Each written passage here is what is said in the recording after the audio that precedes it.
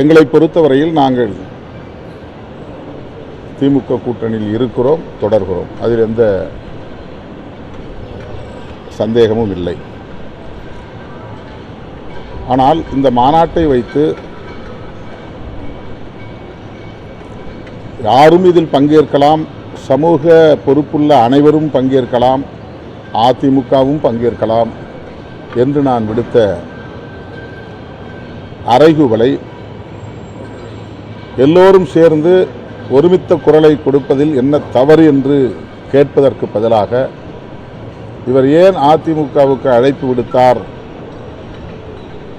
என்று ஒட்டுமொத்தமாக இந்த பிரச்சனையை திசை திருப்புவது பாதிக்கப்பட்ட குடும்பத்தினரை, அவர்களின் உணர்வுகளை அவமதிப்பதாக இருக்கிறது. இதில் நான் ஏன் திமுக அதிமுக ஆகிய கட்சிகளும் இதில் பங்கேற்க வேண்டும் என்று சொன்னேன் என்றால், மதுவிலக்கு மற்றும் போதைப்பொருள் ஒழிப்பு தொடர்பாக ஒரு தேசிய கொள்கை வரையறுக்கப்பட வேண்டும் என்பதால் திமுகவும் இதில் சேர்ந்து அழுத்தம் கொடுத்தால்தான் இது நிகழும். எல்லோரும் சேர்ந்து அழுத்தம் கொடுத்தால்தான் தேசிய அளவிலான மதுவிலக்கு கொள்கையை, தேசிய அளவிலான போதைப்பொருள் ஒழிப்பு கொள்கையை உருவாக்க முடியும். இந்திய ஒன்றிய அரசுக்கு இதிலே பொறுப்பில்லை என்பதைப் போல, மாநில அரசுகளுக்கு மட்டும்தான் இதிலே பொறுப்பு இருக்கிறது என்பதைப் போல ஒரு பார்வை இருக்கிறது. அரசமைப்பு சட்டம் 47 உறுப்பு எண் 47 அதற்கான ஒரு வாய்ப்பை உருவாக்கி தருகிறது.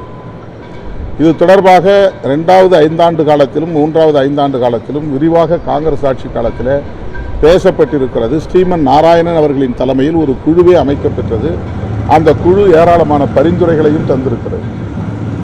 அந்த குழுவின் பரிந்துரையில் மிக முக்கியமானது மதுவிலக்கு தொடர்பான சட்டம் இயற்ற வேண்டும். 1958ஆம் ஆண்டு ஏப்ரல் 1ஆம் தேதிக்குள்ளாக ஒரு சட்டத்தை இயற்ற வேண்டும் என்று கூறியிருக்கிறது.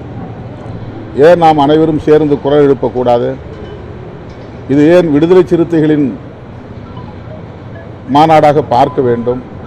விடுதலை சிறுத்தைகள் முன்னெடுக்கிறோம், அனைவரும் சேர்ந்து குரல் கொடுப்போம், அவ்வளவுதான். தேர்தல் அரசியலை அவரவர் வசதிக்கு ஏற்ப முடிவு செய்து கொள்ளலாம். இது ஒரு சமூக பிரஜை உள்ள ஒவ்வொருவராலும் உணர்ந்து கொள்ள முடியும். வெறும் அரசியல் கணக்குகள் போட்டு பார்ப்பது இந்த பிரச்சனையின் தீவிரத்தை குறைத்து மதிப்பிடுவதாக இருக்கிறது. ஆகவேதான் நான் மறுபடியும் சொல்லுகிறேன், எல்லோரும் சேர்ந்து குரல் கொடுப்போம். மதுக்கடைகளை மூட வேண்டிய தேவையை வலியுறுத்துவோம். போதையில்லா ஒரு தேசத்தை உருவாக்க முயற்சிப்போம். போதைப் பொருள்களை கடத்துவதில் மாஃபியா கும்பல் தேசிய அளவில் தீவிரமாக வேலை செய்து வருகிறது.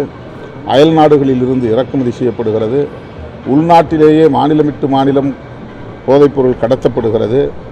எளிய மக்கள், விளிம்பு நிலை மக்கள் வசிக்கக்கூடிய பகுதிகளில் கஞ்சா உள்ளிட்ட போதைப்பொருள்கள் பரவலாக இன்றைக்கு புழக்கத்திலே இருக்கிறது.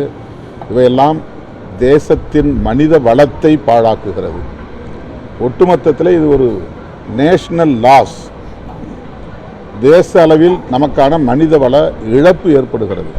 எனவே தயவு கூர்ந்து இந்த கோணத்தில் இந்த பிரச்சனையை பாருங்கள்.